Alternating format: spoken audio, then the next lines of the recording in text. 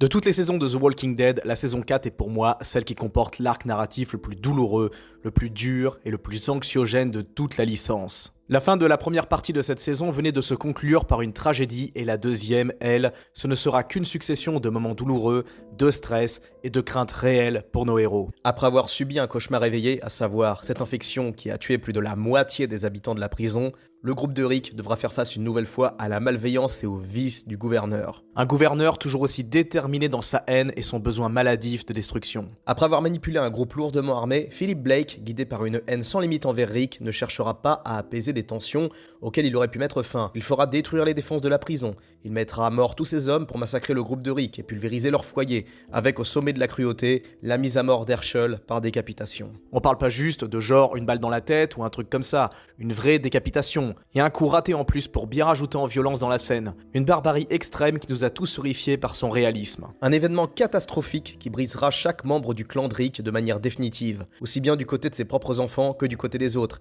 Daryl, Carl, Michonne, Rick, ils ne seront plus jamais les mêmes après ça. Herschel n'était pas juste l'aîné du groupe, ce n'était pas juste le père de Bess et de Maggie, ce n'était pas juste le médecin, le solide fermier ou le chrétien plein d'humilité. C'était aussi le phare, le père spirituel de chacun des membres de cette nouvelle famille. Si on a tous aimé Herschel, ce n'est pas pour rien. Chacune de ses interventions, chacun de ses mots et de ses citations ont résonné en nous comme des leçons de vie. Sa bienveillance naturelle, sa dévotion pour chaque individu de cette prison, sa philosophie de vie, sa personnalité toujours positive, sage et tournée vers l'avenir a fait d'Herschel un personnage central à part entière. Et ça, malgré sa posture assez en retrait par rapport aux membres plus jeunes. Ceux qui auront eu le bon goût de regarder cette série en version originale seront obligés de reconnaître à quel point Herschel avait une voix non seulement affirmée, mais aussi très calme, très posée et surtout pleine d'amour. Écoutez-le bien pendant ses dialogues avec Rick, notamment quand ce dernier ne se remet pas de la perte de Lori.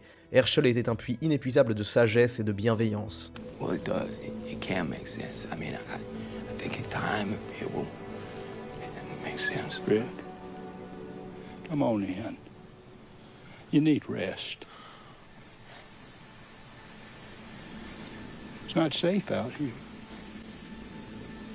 L'épisode 8 donc se conclut par 4 drames. La mort d'Herschel, l'élimination de la majeure partie du groupe de Rick, la destruction de la prison, leur foyer pour lequel ils s'étaient battus comme des lions pour vivre en sécurité, et le point culminant de cette horreur, la mort de la fille de Rick. Une avalanche de destruction portée par la folie d'un seul homme. Niveau vice et capacité de destruction, Negan c'est une fillette à côté du gouverneur. En gros, une fin d'épisode qui nous a tous secoués, qui nous a terminés, remué les tripes et nous a fait très mal. Et 10 ans après, cette saison nous hante toujours. La preuve, vous êtes là. Et comme pour les autres saisons, il aura fallu attendre plusieurs mois avant de voir une suite qui porte en elle un héritage douloureux et un futur qui s'annonce encore pire. Allez, c'est parti pour cette rétrospective de la deuxième partie de la saison 4 de The Walking Dead. Let's go. L'épisode 9 s'ouvre sur un spectacle chaotique. La prison, partiellement en flammes, juste après l'assaut du gouverneur. Le sol n'est jonché que de cadavres encore fumants. Partout, les morts-vivants continuent leur marche vers là où le peu d'instinct qu'il leur reste leur dit d'aller. Désormais, la prison est de nouveau contrôlée par les morts, et au milieu de ce chaos, Michonne. Dévastée et résignée, Michonne assiste comme nous à l'effondrement de son monde. Ses amis, sa famille a disparu. Elle se retrouve seule avec Salam. Et comme dans la saison 3, elle se fera de nouveaux potes pour l'escorter de manière à ne pas être prise à partie par les zombies quand elle se déplace. En quittant les lieux, Michonne se dirige vers son ami, Herschel. Après Andrea à la fin de la saison 3, elle restera là aussi aux côtés d'un de ses amis pour ses derniers instants. Ne supportant plus de voir autre chose avoir pris possession du visage d'Herschel, la gorge serrée, elle plantera sa lame dans la tempe de son ami. Délicatement, elle retirera son sabre, en douceur, la main posée sur la tête de son ancien camarade. Même si ce n'est plus Herschel, une partie de lui est toujours là. Elle gardera sa main sur ce visage un bref instant, en marque de respect, d'adieu et surtout de regret. En quittant ce chaos, Michonne reconnaîtra des traces familières et dans un ultime espoir de retrouver ses proches, elle se mettra en route avec ses deux nouveaux potes en quête de ceux ou celles qu'elle retrouvera au bout. Et à quelques kilomètres de là, on retrouvera ceux à l'origine de ces marques. Carl et Rick. Rick n'a jamais été aussi diminué, aussi bousillé de toute sa vie. Une balle dans la jambe, le visage tuméfié, les côtes fracassées, il peine à suivre Carl qui ouvre la marche, déterminé et le regard plein de haine. Après avoir cherché quelques vivres dans un resto abandonné, le père et le fils feront une halte dans un pavillon de banlieue de la classe moyenne, histoire de se reposer, de récupérer psychologiquement et surtout physiquement ce qui concerne Rick. Si Rick tient bon pour son fils, il est à bout de force, il faut qu'il s'allonge, qu'il oublie juste 5 minutes tout ce qui a pu se passer, tout ce qu'il a pu vivre et voir. Le passage dans cette maison est très intéressant concernant le développement des personnages. Carl monte dans la chambre pour chercher de quoi barricader la porte d'entrée, et pour la toute première fois depuis le début de la série, on voit enfin Carl dégager son âme d'enfant pendant quelques secondes. Il voit cette chambre de préado, tous ses posters, ses comics, ses jeux, cette console de jeux vidéo, tout ça lui rappelle quel était son monde à lui. Un monde d'enfant, un monde d'insouciance, un monde encore très très loin des responsabilités de la vie d'adulte, jusqu'à ce qu'il aperçoive son reflet. Le reflet d'un enfant ayant vu des choses qu'il n'aurait jamais dû voir et ayant fait des choses qu'il n'aurait jamais dû faire. Après avoir froidement arraché les câbles de la télé pour barricader la porte, on verra Carl, excédé, tenir tête à son père, lui rappelant à ce dernier que le nœud qu'il vient de faire pour fermer la porte lui a été appris par Shane. Et pour blesser son père, Carl lui demande s'il se rappelle encore de lui. Link in a hole? Carl! It's a strong knot. Clove hitch. Shane taught me. Remember him? Yeah, I remember him. I remember him every day. There's something else you want to say to me? Même si Rick est piqué à vif, il se démonte pas, et il lui répond qu'il se rappelle bien de Shane et qu'il repense à son ancien ami, tous les jours. On perçoit chez Carl un ressentiment pour son père. Rick a été au final incapable de protéger sa mère, ses amis, la prison, Judith. Shane, lui, n'aurait pas cherché à négocier quoi que ce soit avec le gouverneur. Il n'aurait même pas cherché à le rencontrer dans une démarche officielle pour un pacte de non-agression, comme dans la saison 3. Il se serait contenté d'attraper le gouverneur chez lui pendant son sommeil pour lui arracher la tête, ou il lui aurait simplement pété la nuque pendant l'entrevue. La vie aurait continué son cours, la prison serait toujours debout, et tout le monde serait encore là, en vie, en sécurité. Mais là, il n'y a plus personne, seulement eux, dans cette maison abandonnée, dans un coin inconnu, et avec tout plein de zombies dehors. Après toutes ces luttes, tous ces combats, toutes ces privations, tous ces sacrifices, ils reviennent cette fois non pas au point de départ, mais encore à des années-lumière de là où ils avaient démarré ce cauchemar. Ce passage, vous l'avez sûrement oublié, mais c'est en partie une des raisons pour lesquelles vous kiffez justement cette série. Cet épisode, il ne paraît pas comme ça, mais il est dans une continuité logique et fidèle de l'épisode 8, en soi un épisode déprimant et sans réelle perspective d'espoir. On voit seulement Rick, Carl, mais aussi Michonne en train de suivre placidement les traces des quelques chanceux ayant échappé à l'enfer de l'assaut de la prison. Hormis ça, entre Rick et Carl, il y a très peu de dialogue dans cet épisode, et chacun d'entre eux résonne quand même comme un rappel à la réalité de ce nouveau monde. Rick prend conscience que le monde dans lequel ils vont encore évoluer leur demandera d'être encore plus fort et solide, à imaginer que c'était encore possible. Le père et le fils se réconcilieront à la fin de cet épisode. Rick déclarera à Carl, à regret, que malgré son jeune âge, toutes les expériences qu'il aura subies, toutes celles qu'il aura vécues, elles auront fait de lui un homme. Déjà. Le travail des dialoguistes à l'époque, c'était quelque chose. Pourtant, la dernière minute se conclura quand même par une note d'espoir.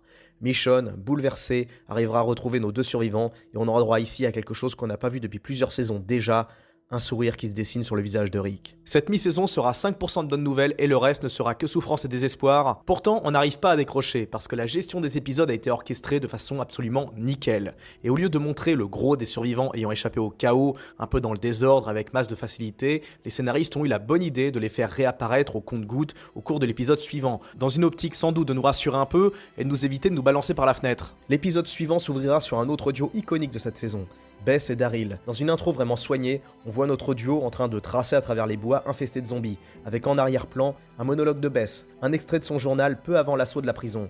Elle parle de sa vie, de l'avenir qui se présente avec le bébé de Lori, un avenir qui s'annonçait radieux, mais qui est déjà de l'histoire ancienne.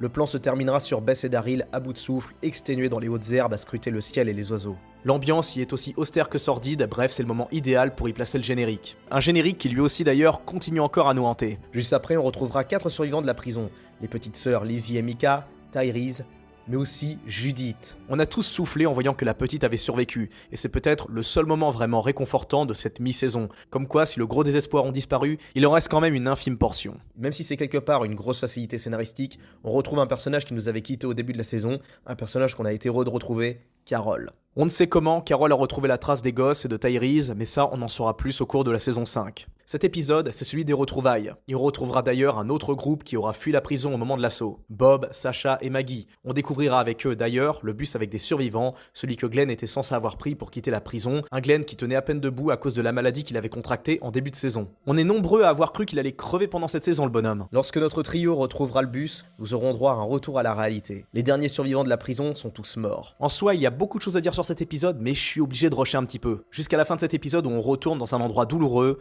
la prison. À la fin de cet épisode hyper sanglant où chacun des membres du groupe dégommera un bon paquet de zombies, on retrouvera Glenn, miraculeusement épargné lors de l'assaut du gouverneur. On comprend qu'il était retourné dans ses blocs pour récupérer des affaires en vue d'évacuer la zone. Et là on se prend d'angoisse pour lui. Il est tout seul, les zombies partout et plus personne pour filer un coup de main. En se rendant dans les blocs, Glenn découvre avec effroi que toutes les cellules et ses couloirs sont vides. Tout le monde est parti. Imaginez un peu l'horreur. Un lieu pour lequel lui et ses proches ont versé tant de sang au cours de la 3e saison. Un lieu désormais vidé de tous ses occupants, et définitivement sans aucun doute. Le fait de voir que tout le monde a laissé ses affaires porte un gros coup au moral. Heureusement, la photo de Maggie lui rappelle que tout n'est pas encore complètement joué et qu'il faudra tout donner jusqu'au bout. Après s'être équipé, Glenn tombera sur Tara, l'unique survivante du côté de la team du gouverneur. Résignée, la meuf était pas loin de se tirer une balle dans la tête, mais Glenn aura réussi à la motive pour se barrer fissa de la prison. Encore une fois et définitivement, ce lieu sera officiellement la propriété des zombies. Au cours de leur évasion, on découvrira à la fin de cet épisode un nouveau groupe emblématique du comics. Eugène, le nerd à coupe mulet ridicule, Rosita, la latina sexy, et Abraham, un solide rouquin. Peu après, on retrouvera Rick. Il commence à reprendre des couleurs et des forces, et le fait de retrouver Michonne, un visage familier et bienveillant, c'est la petite pause au milieu de l'enfer. Cet événement va permettre à Carl de discuter un peu et de penser à autre chose. Seulement, comment penser à autre chose quand ton environnement n'est qu'en lien avec la mort? Pour changer les idées du gamin, Michonne propose à Rick de partir à la recherche de bouffe et de matos pendant qu'il se repose tranquille à l'étage. Ce qui nous amènera sûrement vers un des épisodes les plus stressants de cette saison. Imaginez-vous un peu, vous sortez d'une bataille avec un tank, un mec vous a explosé la gueule, vous venez de perdre tous vos proches, vous prenez un peu de temps pour souffler dans une maison, dans un lit confortable, vous venez tout juste de vous endormir et vous vous réveillez en catastrophe en entendant des mecs au rez-de-chaussée en train de se marrer et de se foutre sur la gueule. Imaginez un peu le stress et l'angoisse que ça doit être. Rick n'a aucune idée de qui sont ces mecs et il se doute bien qu'il n'aura pas affaire à des anges. On se demande bien comment il va se tirer de ce bordel tout seul, sachant que les mecs ont l'air déter, armés et partis pour rester un petit moment. À ce stade de l'apocalypse, les seuls mecs que vous allez croiser, c'est des durs, des survivants et des méchants. Le gros des faibles, des sensibles et des inaptes sont déjà morts depuis un moment. Cet univers, là, c'est un paradis pour les marginaux, pour les criminels, mais aussi pour les guerriers. Donc si vous êtes amené à croiser quelqu'un, partez du principe qu'il y a de très grandes chances qu'il soit encore pire et plus monstrueux que la menace zombie. Pendant que Rick, en stress, cherche un moyen de se barrer loin de ces mecs, Carl et Michonne continuent leur expédition, et bien que Michonne cherche à faire oublier à Carl le monde infernal et ignoble dans lequel ils doivent évoluer, tout ce qu'il y a autour d'eux semble leur rappeler que ce nouveau monde ne repose désormais que sur des vestiges d'une civilisation éteinte dans la souffrance et dans la peur. Et là encore, on a eu droit à une scène qui nous a bien plombé le moral, bien comme il faut. Une scène angoissante où Michonne entre dans une pièce et découvre une mère de famille qui a tué ses enfants dans leur lit pendant leur sommeil avant de se tirer une balle en pleine tête. Je vous ai bien dit que cette saison c'était... Du côté de Rick, la situation est tout aussi glauque et désespérée. Les gars sont en train de causer et l'un d'entre eux a grillé une des fringues de Michonne. Et ils ont compris qu'une meuf sera bientôt de retour. Et imaginez un petit peu le comportement des hommes dans ce genre de cas de figure, dans une situation post-apocalyptique où la notion d'avenir ne dépasse pas celle de la simple survie au jour le jour. Rick doit se bouger s'il ne veut pas la voir se faire gauler avec Carl. Imaginez un peu le genre de saloperie que ferait ce genre de mec à une meuf et un gosse. Après avoir terminé un dégât discrètement, Rick préparera une diversion pour que le mec fraîchement buté puisse passer la porte pour descendre attaquer ses anciens potes. Pendant le bordel, notre shérif en profitera pour se tirer loin de la maison, embarquant au passage Michonne et Carl qui revenaient de leur virée. Sur leur route, notre trio découvrira un panneau indiquant un potentiel lieu sécurisé, une sorte de sanctuaire, le Terminus. N'ayant aucun choix dans l'immédiat, mis à part migrer dans un coin pour souffler un peu et reprendre un semblant de normalité au milieu de ce chaos. D'autant plus qu'on est dans la période hivernale, le début de chaque saison se déroule pendant l'été, et la deuxième se déroule pendant la période automne-hiver, ce qui en rajoute en glauque et en déprime. Et si tous ces épisodes étaient déjà très forts en émotion, ceux qui vont arriver vont encore monter l'intensité d'un cran. L'épisode 12 sera concentré sur Daryl et Bess, et l'intro de cet épisode est magistral, parce qu'au bout de 4 saisons, la mise en scène est toujours branchée sur un mood où les zombies sont toujours une menace. Et même si dans cette intro, on ne voit pas un seul zombie, on sait qu'ils sont là et surtout qu'ils sont très très nombreux. Sans doute l'une des scènes les plus flippantes de toute la saison. On est en pleine nuit, dans un noir quasi total. Aucune musique, juste Daryl et Bess, encore une fois en train de fuir quelque chose. Sortant de la forêt en catastrophe en tombant sur une bagnole abandonnée. Les deux décident non pas de continuer à tracer, mais de se planquer dans le coffre de cette voiture. Cette scène est juste géniale, car on comprend qu'ils cherchaient à fuir une horde. On ne voit pas un seul zombie, mais on est terrifié pour eux. Les zombies passent tout autour de la bagnole, ils tapent dedans, ils râlent à la recherche de viande fraîche. Et pour ajouter en ambiance, dehors c'est l'orage. Un orage qui semble en plus les exciter. Imaginez un peu ce qui doit se passer dans le crâne d'un zombie quand un événement si brutal et bruyant qu'un orage se produit.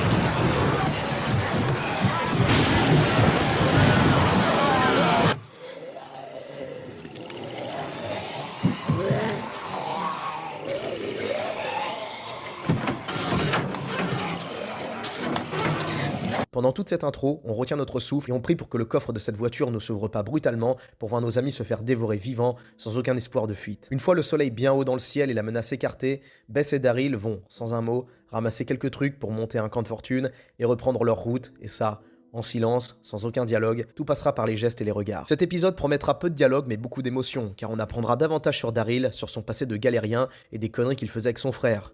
À demi-mot, il exprimera ses remords par rapport à ce qui s'est passé avec le gouverneur et la mort d'Herschel. À un moment, lui et Bess se planqueront dans un club de golf. La plupart des occupants du lieu sont suicidés. Pour la plupart, on imagine, des riches et des bourgeois habitués à venir passer leur temps libre ici.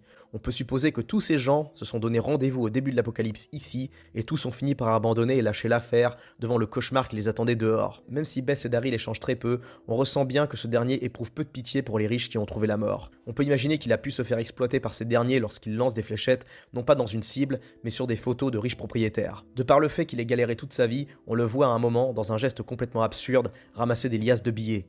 Qu'est-ce qu'il va faire de ce fric, à une époque où l'argent est devenu obsolète? Aucune idée, il a pour une fois l'opportunité de palper du cash, alors il le fait, même si ça ne sert plus à rien. Même s'il se passe peu de choses sur le plan de l'action, l'histoire se concentre sur les deux personnages dont finalement on savait peu de choses. L'épisode reste puissant, touchant, flippant et bien évidemment magnifique malgré l'horreur. L'épisode qui suivra proposera une intro de qualité quasi similaire au précédent, une intro cette fois centrée sur Bob, avec là aussi quasiment aucun dialogue. On sait très peu de choses à la base sur Bob, mis à part le fait que comme tous les survivants de ce nouveau monde, il se déplace, il doit trouver des planques et surtout, il doit esquiver la menace zombie. La question qu'on se pose, c'est où sont Maggie et Sacha? Bob a décidé de partir en solo, Maggie et Sacha sont mortes, on n'en sait rien. En tout cas, l'ambiance n'est vraiment pas à la teuf, en soi elle vous casserait bien le moral si cette intro n'était pas accompagnée par cette magnifique chanson de Lee DeWeese, Blackbird Song. Ça confère à cet épisode quand même une qualité non négligeable, même si avec le temps, vous avez oublié cette intro, son histoire et ses enjeux au moment du visionnage, elle n'a pas pu vous laisser indifférent tellement elle est tragique et poétique. On flippe tous pour Bob, car il est seul dans cette forêt, avec quasi rien à bouffer,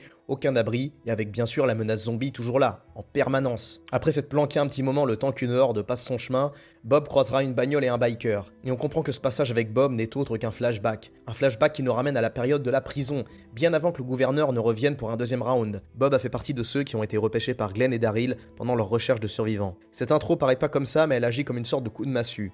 Tous ces efforts, tous ces moments à lutter contre les morts, tous ces sacrifices pour finalement en revenir au même point qu'au départ.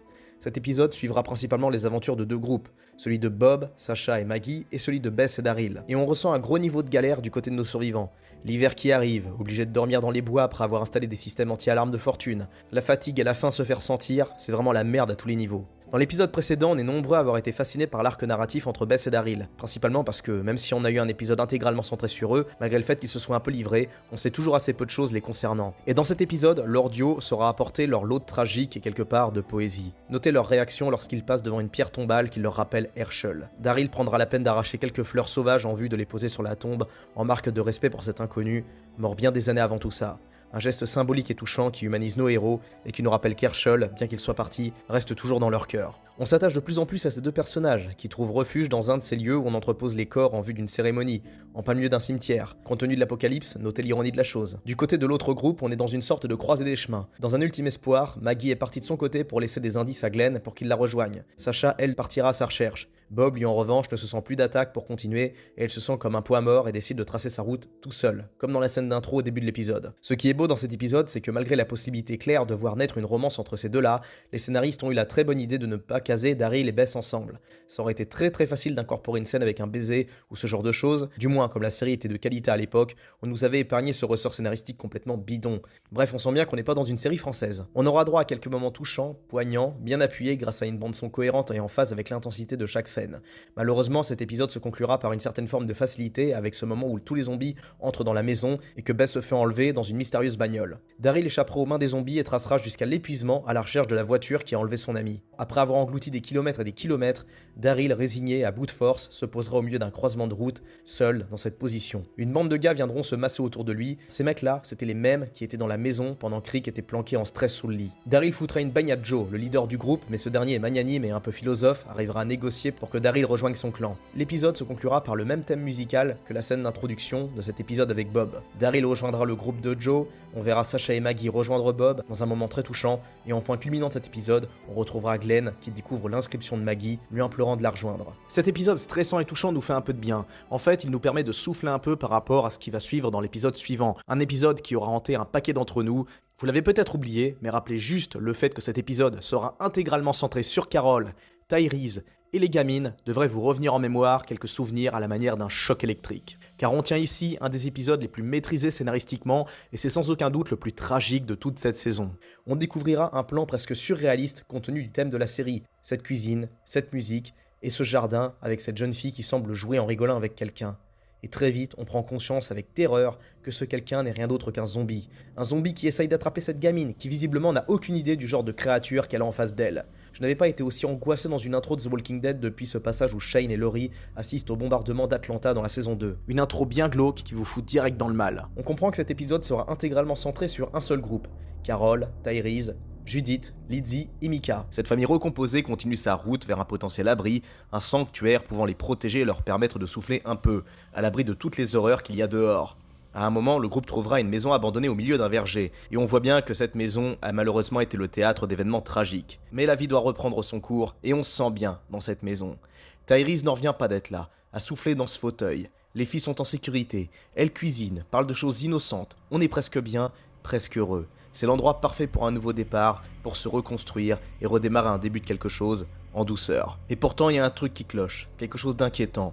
Lizzie semble comme un peu déconnectée, comme dans un autre monde. Si on s'en rend compte réellement dans cet épisode, plusieurs indices ont été dissimulés tout le long de cette saison pour montrer que Lizzie porte en elle des tendances de psychopathie morbide très avancées. En réalité, on comprend que Lizzie n'a aucune conscience des dangers tout autour d'elle. Elle ne comprend pas que les zombies sont des créatures réellement dangereuses. Pire encore, elle les considère presque comme des amis, voire des compagnons de jeu, ce qui nous renvoie à la scène d'intro de ce début d'épisode.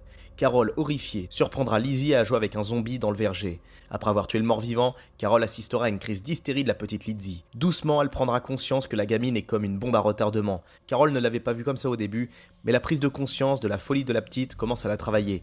Mais qui sait, le temps se chargera sans doute d'arranger les choses. Peu après, Carol apprendra les bases de la chasse à Micah. Toutes les deux discuteront sur, quelque part, le sens de la vie de ce nouveau monde. Un monde où la survie sera un combat de chaque instant. Un monde où désormais il faudra être sur le qui-vive jour et nuit. Micah comprend ce principe et comprend ce qu'il se passe. Et malgré le fait qu'elle ait ce magnifique animal dans la ligne de mire de son fusil, la petite se retient de tirer. Non pas parce qu'elle a peur de tuer, mais parce qu'elle veut conserver le peu de beauté qu'il reste dans ce monde. Et comme elle le dit très bien, il reste encore des pêches. Tyrese, lui aussi, se dévoilera de plus en plus envers Carol, notamment à propos de Karen, son ex que Carol avait justement tué dans un espoir d'endiguer la contamination. Carol balise à mort mais se retient quand même de lui dire que c'est elle qui l'a buté, parce que bon, normal. Tyrese fait preuve d'une réelle sensibilité et c'est ce qui en rajoute en tragédie. Après un passage très touchant, ces deux-là échangeront quelques blagues en rentrant à la maison, l'atmosphère est vraiment agréable et belle, jusqu'à cette vision d'horreur absolue, un plan traumatisant, encore un. Lizzie vient juste de tuer au couteau sa petite sœur Micah avec Judith juste à côté. Lizzie explique qu'il ne faut pas s'inquiéter, que Micah va bientôt revenir et qu'elle compte bien prouver aux grands que ces zombies sont exactement comme eux. Carol et Tyrese sont complètement dévastés, pétrifiés face à ce quoi ils sont en train d'assister. Ils sont en plein cauchemar et on ressent dans la voix de Carol qu'elle est juste terrassée et qu'elle prend sur elle dans un effort surhumain pour ne pas s'effondrer. Après avoir réussi à habilement négocier pour pouvoir rester seule avec Micah, Carol poussera Tyrese à prendre Lizzie et Judith avec lui, loin de Micah, dans la maison, car Carol ne supportera pas de voir un si jeune enfant se transformer sous ses yeux, pas encore. Cette scène, c'était pour moi le point culminant du dramatique de toute cette deuxième partie de saison, une scène aussi traumatisante que brillante au niveau de la mise en scène. Lorsque Tyrese, pas serein du tout, on le comprend, amène Lizzie et Judith dans la maison, on assiste à un acting juste parfait de Melissa McBride. Peu après, Carol et Tyrese, encore retournés, discutent de ce qu'il faut faire. Carol prend conscience qu'elle a fait une terrible erreur. Elle pensait que Lizzie n'était qu'une fille un peu insouciante, comme déconnectée de la réalité, mais elle n'avait pas envisagé à quel point elle pouvait être aussi psychopathe et aussi dangereuse, folle au point de massacrer sa propre petite sœur. Après l'avoir interrogée, Tyrese raconte à Carol que c'est elle qui a dépecé ce lapin, comme on l'a vu dans l'épisode 8, et que c'est bien elle qui nourrissait les zombies avec des rats au niveau des barrières de la prison. Tyrese demande ce qu'on peut faire d'elle. Au départ, Carol proposera de vivre avec elle, loin de Judith, car ils ne peuvent pas rester ensemble dans une même pièce. Mais après réflexion, Tyrese, lui, de son côté, juste avec Judith, lui non plus n'a pas beaucoup de chance de s'en sortir tout seul. Comme l'explique froidement Carol, Lizzie a toujours été comme ça. C'est dans sa nature, elle l'a toujours été, et elle n'a rien vu venir. Finalement, Carol décidera de prendre une décision aussi tragique que radicale. Elle accompagnera Lizzie dans le verger et, la gorge serrée, Tyrese assistera à la scène de loin. Carol collera une balle dans la tête de la petite. En rentrant vers la maison, le visage gorgé de larmes, Carol verra le cerf que Micah avait refusé de tuer. Cette vision qui mixe poésie et tragique nous a tous crevé le cœur. On n'a rien à dire et on essaye de se retenir de pleurer. on essaye. Et la scène qui suivra nous proposera encore une fois de plus un acting phénoménal de Chad Coleman et Melissa McBride. Dans cette pièce, Carol et Tyrese sont face à face, dans un silence d'une violence rare. Assis à cette table, une table où les filles avaient entamé un puzzle. Carol, esseulée, ayant abandonné tout espoir pour l'avenir, tend le revolver à Tyrese et elle lui avoue que c'est elle qui a tué Karen, sa copine, au début de la saison. Complètement achevé par la nouvelle, Tyrese prendra sur lui avec une force colossale et décidera de pardonner Carol, qui ne voulait rien d'autre que protéger le reste du groupe de l'infection. Malgré la douleur quasi insurmontable, Tyrese comprend. Il comprend, il sait qu'ils auront désormais tous les deux un point commun, tous ces deux-là souffriront jusqu'à la fin pour ce qui a pu se passer. Cet épisode est une tragédie totale, et elle se conclura par une fin qui vous dégoûterait presque de revoir cet épisode une deuxième fois, tellement elle va vous déprimer à mort. Au petit matin, ils vont partir. Comme Tyrese l'a dit, ils ne peuvent plus rester ici. Les plans qui suivront vous mettront en bad direct. Tous ces plans sur chaque pièce de la maison, ce fauteuil qui ne sera plus jamais occupé, cette cuisine qui ne sera plus jamais utilisée, cette poupée, ce jardin, ces tombes. Carol et Tyrese quittent cet endroit sans se retourner, cet endroit désormais maudit et sans aucun doute hanté par le malheur, la souffrance et sans doute les fantômes de Lizzie et Micah. Vraiment, cet épisode est peut-être un des plus réussis et un des plus tragiques sans aucun doute. En tout cas, si vous voulez le voir ou le revoir, n'oubliez pas votre paquet de Kleenex. L'épisode suivant, lui, est plus orienté dans une certaine forme d'espoir. D'un côté, Glenn vient de trouver des indices montrant que Maggie est en vie et qu'elle l'attend. Instinctivement, Glenn va se précipiter vers là où son amour peut bien se trouver. Du côté de celui de Daryl, on en découvre un peu plus sur la nouvelle équipe qu'il vient de joindre. Une équipe avec des codes et un système primitif et sans pitié. Pourtant, malgré le fait qu'il soit nouveau dans l'équipe, le leader, Joe, éprouve une sorte d'affection pour Daryl et s'arrange pour qu'il n'ait pas d'embrouille avec la tête de con du groupe. On pense que Daryl, quelque part, retrouve une nouvelle famille. Une famille qui lui correspond autant que celui du groupe de Rick. Quelque chose qui le renvoie à ce qu'il a toujours été, un homme vivant en marge de la société avec des gaps vraiment fréquentables. Même si les règles sont certes brutales mais compréhensibles, Daryl refuse de s'y soumettre, quitte à devoir passer à côté d'un minimum de confort.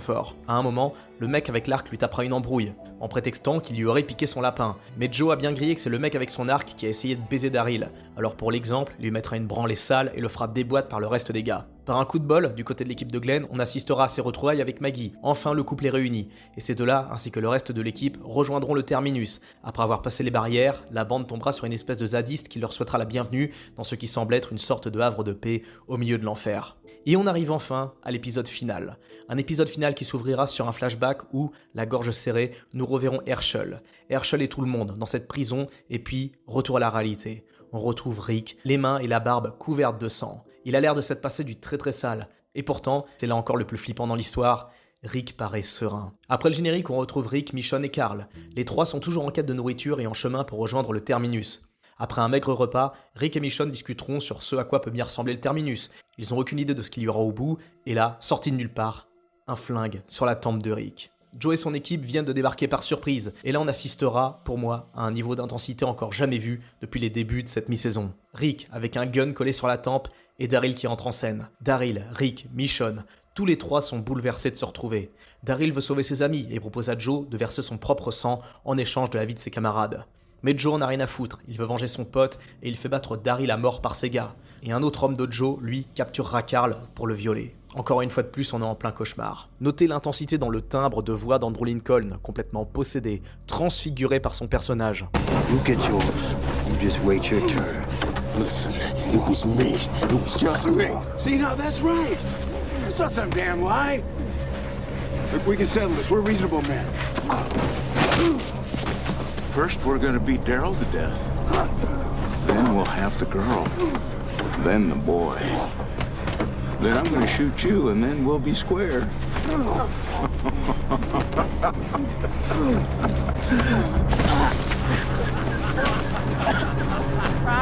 Let him go. Joe a bien fait comprendre à Rick qu'il compte faire battre Daryl à mort. Il va tuer Michonne, puis le gosse, et pour terminer, dans un rire juste diabolique, il exécutera Rick après qu'il ait vu ses derniers proches mourir dans la souffrance. Fou de rage, Rick décrochera un gros coup de tête à Joe. Cette scène nous fait découvrir un autre Rick, un Rick désormais capable de tout. Le Rick pacifique axé sur le compromis et la morale vient de définitivement s'effacer. Et après s'être approché de lui sournoisement, comme possédé par l'âme d'un démon vengeur, il lui arrachera la gorge avec les dents.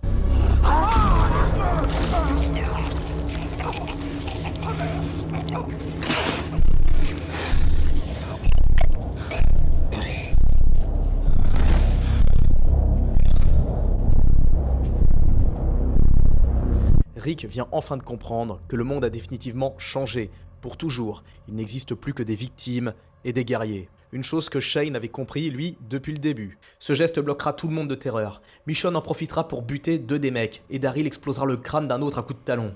Rick, lui, veut terminer le gros dégueulasse juste pour lui, et avec la lame de Joe, il étripera vivant celui qui voulait toucher à son fils, en prenant bien son temps, avec une rage à un niveau de violence encore jamais vu jusqu'ici. Après un nombre interminable de coups de lame dans son corps, la scène suivante nous ramènera encore en arrière, après la saison 3. Herschel explique à Rick que la vie à la prison va durer et qu'il faut apprendre à cultiver la terre pour nourrir toute la famille. Rick n'est pas emballé par le projet. Pour lui, seule la défense est la seule priorité. Mais Herschel prend son temps et il sait que Rick finira par changer d'avis. Après une scène très solennelle, on retrouve le Rick du début d'épisode, couvert de sang, et lui et Daryl discuteront tous les deux. Et pour la toute première fois depuis le début de cette série, ces deux-là n'auront jamais été aussi proches, jamais aussi fusionnels. Rick lui dira quelque chose de profondément touchant, il le considère désormais comme son propre frère. Ce moment nous fait apprécier davantage la série car on assiste à une évolution magnifique entre les personnages. On a le cœur serré et on est à 2 doigts de verser une larme devant tant de beauté dans cette fraternité. Juste après, notre groupe rejoindra enfin ce foutu terminus. Rick le sent pas et va planquer des flingues dans un sac en bordure des barrières, juste au cas où. Après être entré easy dans le terminus, notre groupe tombera sur des mecs chelous qui bossent sur des cartes et sur un poste de radio. A priori, ces gens-là, effectivement, ont l'air de chercher des survivants pour les accueillir au sein de leur communauté. On découvrira Garrett, le boss de toute l'équipe, et même si Rick reste suspicieux, il suivra quand même leur nouveau guide, mais il sent bien qu'il y a encore un truc qui cloche. Et là, il repère des affaires, des objets qui appartiennent à ses amis, et direct, il chope un des guides pour lui coller son flingue sur la tête, pour lui demander où est-ce qu'il a chopé la montre qui appartenait anciennement à Herschel. Là encore, on retrouve un flashback où Rick demande à Carl de l'accompagner non pas pour aller tuer, mais pour aller faire quelque chose d'autre, quelque chose de cette fois bien plus concret pour sa famille et pour le reste du groupe. Mais là encore, retour à la réalité, ils vont devoir se battre, encore une fois, contre les mecs du terminus. Après avoir tenté d'échapper à ces tarés, nos héros se feront piéger et se feront embarquer dans un wagon. Un plan sordide où, encore une fois, on va flipper sérieux pour notre équipe. Dans ce wagon, ils retrouveront leurs amis, Glenn, Maggie, Sasha, Bob et les autres nouveaux. Malgré la catastrophe de la situation, Rick dégage une aura pleine de rage et de haine. Et le dernier flashback auquel on assistera, c'est en réalité un souvenir dont se rappelle Rick, un souvenir qui va faire monter sa haine à un point culminant. Le dernier acte de la saison se conclut par le rassemblement de cette famille, une famille qui vient désormais d'accoler de nouveaux membres. On assiste pour moi à la scène la plus poignante de toute la série, ce moment où Rick se remémore la vie à la prison, ce que leur vie aurait dû être, ce que leur vie était et ce qu'elle aurait dû rester. Revoir Rick, Carl, Bess avec Judy dans les bras et surtout revoir Herschel, heureux, confiant dans l'avenir, nous a tous serré le cœur. Dans ce flashback, Rick acceptait enfin qu'une autre vie était possible pour sa famille et pour son clan. Une vie normale, loin de la violence et de la barbarie, hors des grilles de la prison. Une vie où il troquerait désormais son revolver pour des outils afin de reprendre le pas sur la civilisation. New sheriff in town. How's it? That's good.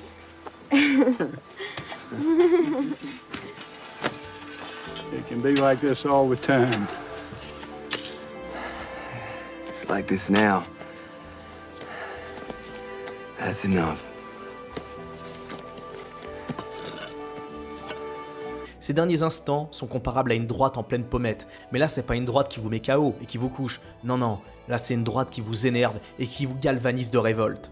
L'épisode se conclura donc par Rick affirmer définitivement sa position de leader en posant les bases. Sous le regard confiant de son fils, le shérif sort que tous ces mecs-là ont fait les cons avec les mauvaises personnes, ils vont sortir d'ici d'une manière ou d'une autre et ils leur massacreront la gueule jusqu'au dernier. Et vous, qu'est-ce que vous avez pensé de cette saison? N'hésitez pas à lâcher un commentaire, à liker cette vidéo et à vous abonner si ce n'est pas encore fait. Prenez bien soin de vous, plein de bisous.